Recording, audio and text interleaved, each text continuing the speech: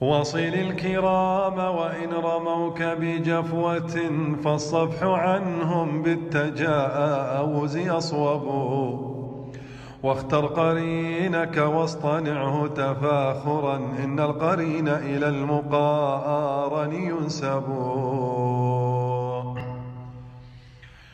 إن الغني من الرجال مكرم، وتراه يرجى ما لديه ويرهب. ويبش بالترحيب عند قدومه، ويقام عند سلامه ويقرب. والفقر شين للرجال، فإنه حقا يهون به الشريف الأنسب.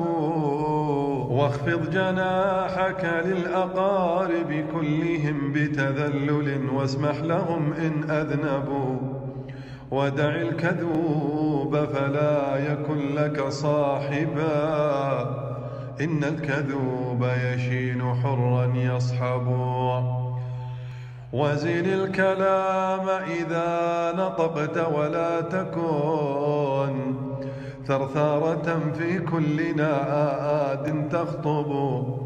واحفظ لسانك واحترز من لفظه، فالمرء يسلم باللسان ويعطب.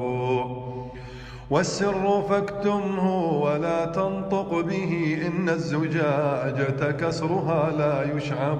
وابدأ عدوك بالتحية، ولتكن منه زمانك خائفا تترقب. واحذره إن لاقيته متبسما، فالليث يبدو نابه إذ يغضب. إن العدو وإن تقادم عهده، فالحقد باق في الصدور مغيب.